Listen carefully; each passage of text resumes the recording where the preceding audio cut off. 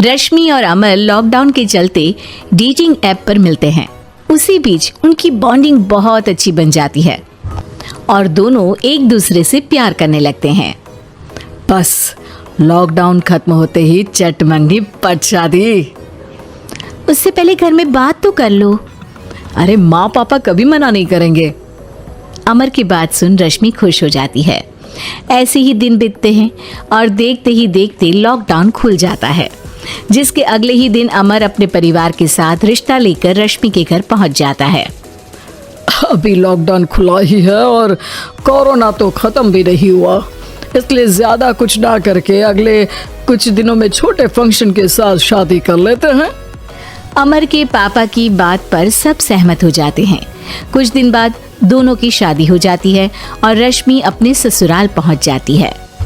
बेटा, शादी तो तूने अपनी मर्जी से कर ली, लेकिन बहू को बोल देना इस घर में हुक्म मेरा ही चलेगा, इसलिए अपना राज जमाने की कोशिश भी ना करें।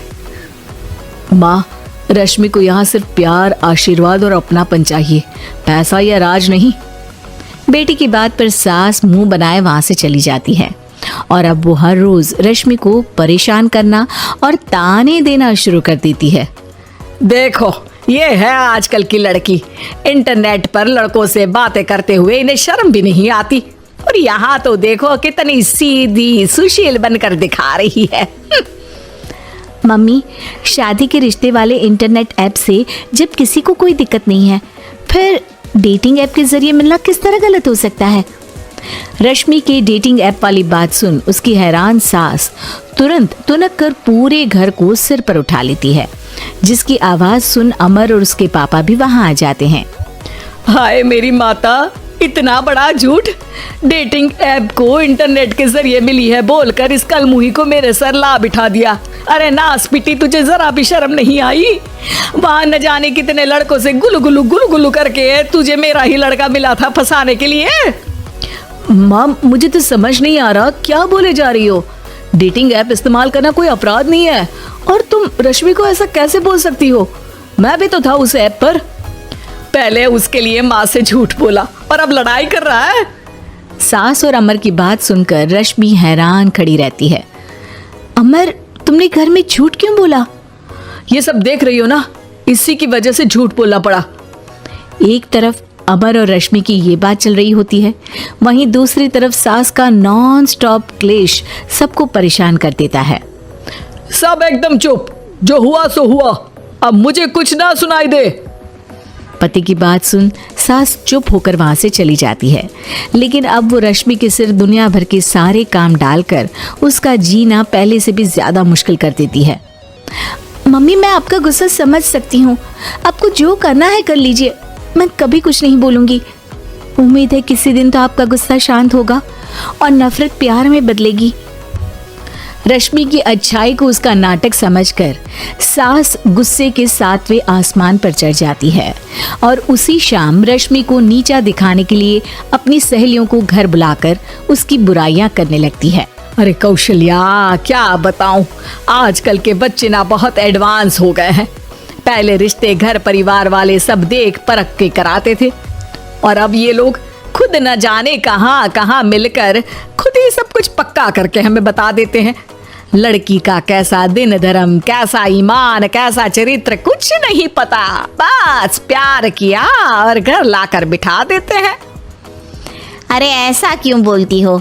आजकल बच्चे अपने आप में बहुत समझदार हो गए हैं, और फिर पूरी जिंदगी तो उन दोनों को ही साथ निभानी है। अपनी पसंद से शादी कर भी ले तो क्या दिक्कत? तू ही देख ले, पहले इतना अच्छा बेटा और अब सोने पर सुहागे जैसी सर्वगुण संपन्न बहू। और पता है, अभी कुछ दिन पहले मेरी बेटी ने मुझे डेटिंग ऐप के बारे में बताया, जहाँ लड़का लड़की अपनी पसंद से अपने आप एक दूसरे को चुन लेते हैं, और फिर अगर सब सही रहता है तो बात आगे भी बढ़ जाती है। अरे इसमें इतना खुश होकर क्या बता रही हो? ये तो गलत है। न जाने कौन क्या है, कितना झूठ कितना सच है। अरे पर सोचो, जब तुम किसी के बताए रिश्ते को देखने जाते हो तो क्या एक ही बार देखने से सच झूठ का पता लगा सकती हो? जरूरी नहीं कि बच्चों का लिया फैसला हमेशा गलत हो। अरे बहुत बार हमसे भी तो गलत फैसले होते हैं ना। अच्छे बुरे लोग तो हर जगह मिल सकते हैं, फिर इसमें सिर्फ बच्चे ही गलत कैसे? सहेलियों की बात सुन सास सोच में पड़ जाती है और इसी तरह कुछ दिन बीत जाते हैं, जिसमें ना तो वो रश्मि को परेशान करती है और ना ही कोई ताना सुनाती है, जिसे देख रश्मि परेशान हो जाती है। मम्मी, आपकी तबीयत तो ठीक है ना? कुछ दिनों से देख रही हूँ आप मुझे कुछ बोलती ही नहीं। तो मेरा परेशान करना ज्यादा अच्छा लगता है क्या? नहीं, आपकी शांति उससे ज्यादा परेशान कर रही है। शांति इसलिए है क्योंकि मुझे एहसास हो गया है कि गलत तुम लोग नहीं, मेरी सोच है। प्यार तो एक सुंदर एहसास और शादी खूबसूरत साथ है। अगर ये साथ सच्चा है तो कहीं पर भी किसी भी तरह जुड़ा हो, उससे कोई फर्क नहीं पड़ता। आप कौन है? इतनी अच्छी बातें मेरी पत्नी तो नहीं बोल सकती। क्या आप भी?